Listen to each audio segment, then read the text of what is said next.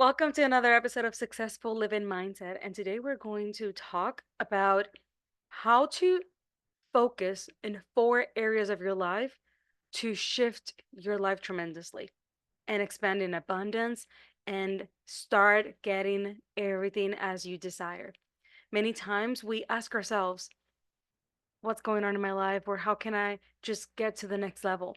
And guess what? That question poses nothing wrong. There's nothing wrong with wanting to have more, with wanting to question everything that is going on in our lives in the sense of wanting to make it better. That's an amazing thing, actually. Yet we don't know how to start. We don't know how to get there. Therefore, the exercise and the areas that we're going to be talking about today are going to help you get to that place. But here's something that we need to learn about a little bit more, and is awareness. There are different levels of awareness, and without nourishing and taking the time to exercise the expansion of our awareness, it's going to be a little more difficult for us to get to the levels that we want to get in our life, financially, in relationships, in our career. And these four areas that we're about to discuss, if you take the time to expand in these, you're going to start noticing and learning about yourself in ways that you haven't before, that will going to help you to get to where you want to be, to your desire, because no one can tell you where you want to be, where do you want to go.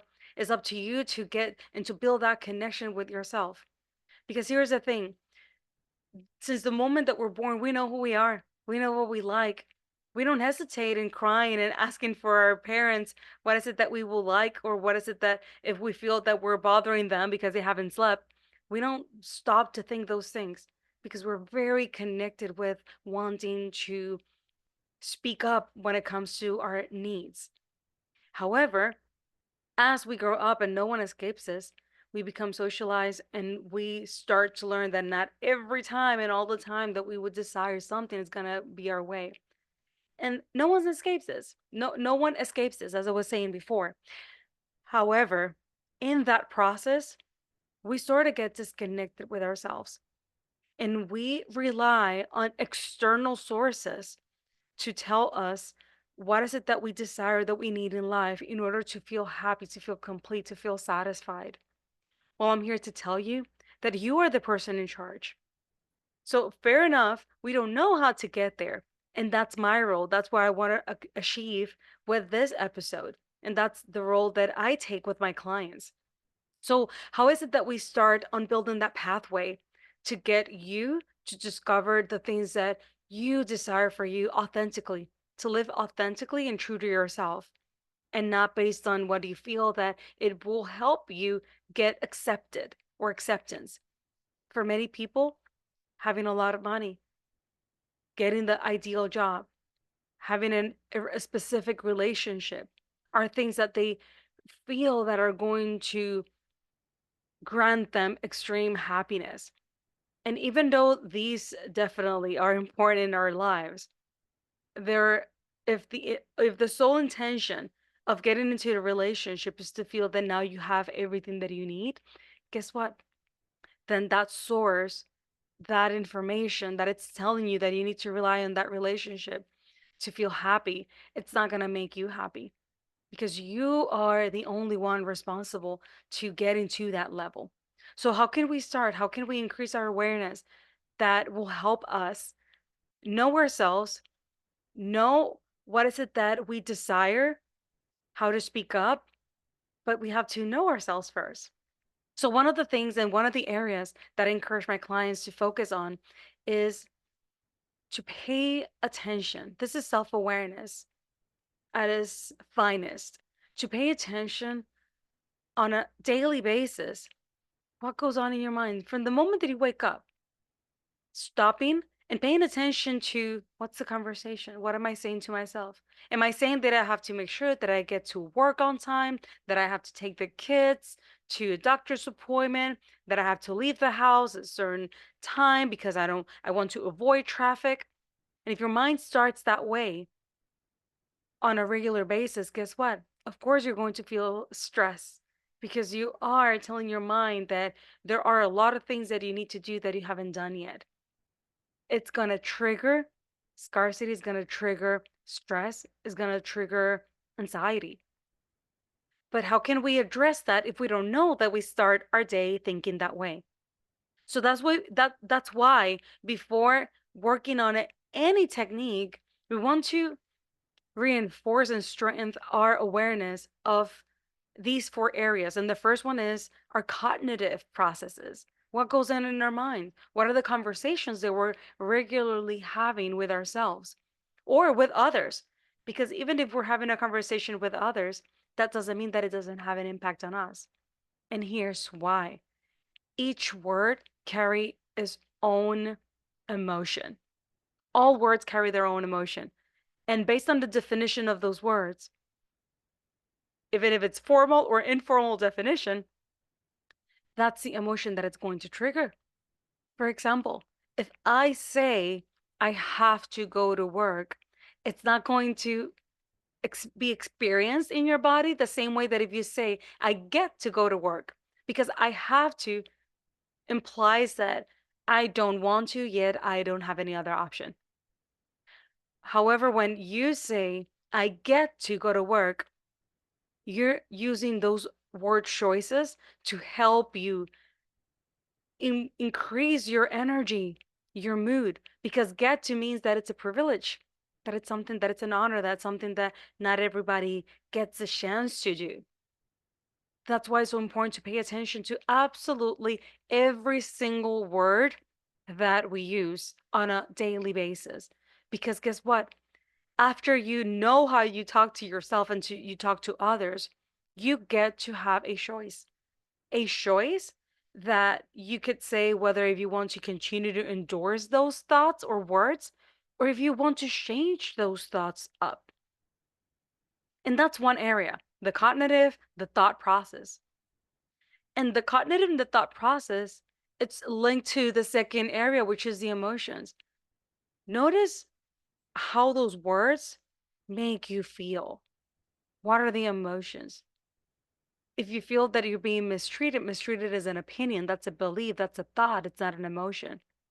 But if you feel that abandoned, or you feel isolated, if you feel rejected, if you feel sadness, then you want to pay attention to those emotions. You just want to honor and accept them and let them know that you have noticed them.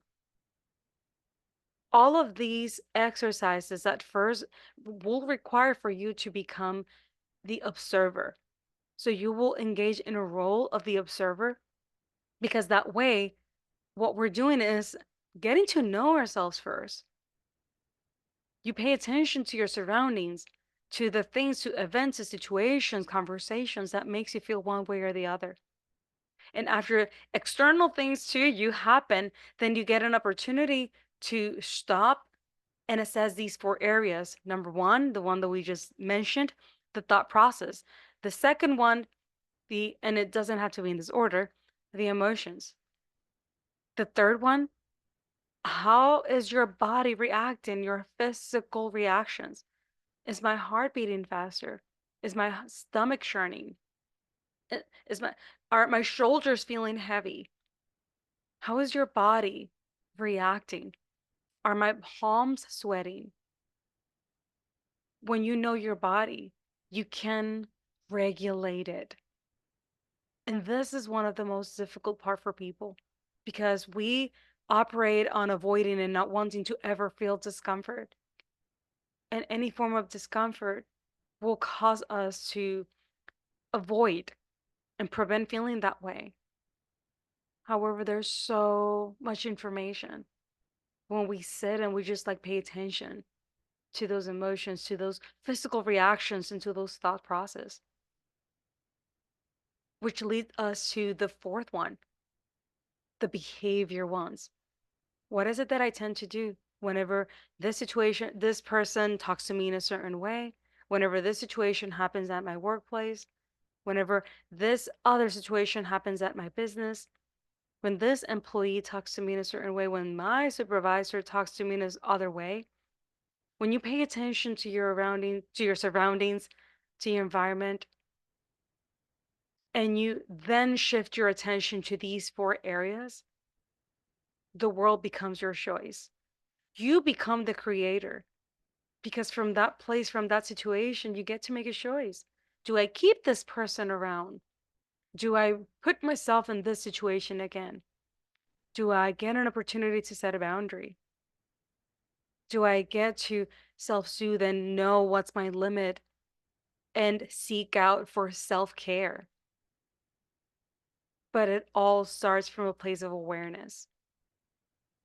Therefore, if you would like to transform your life forever, practicing and making this a lifestyle on and on and on and on will get you to that place that you are the one in charge of your emotions, of your relationships, of your success, because everything will bleed to those outcomes. It could be difficult to go through this pathway on our own because sometimes we're so used to behaviors, thought process, emotions, physical reactions that many of the things that we may have to pay attention to may slip away or fall through the cracks because they're so normal to us. So walking through this path with someone else, seeing other things that may be blind to you, it's going to elevate your abilities and your skills related to self awareness to the next level. If you feel that this episode is helpful, please leave me your comments. If you know anyone that can benefit from this information, please share the episode. And I appreciate your tuning in. Please check out my website for more information on the things that I do, www.insightfulessence.com. I appreciate you tuning in, and I'll talk to you the next time.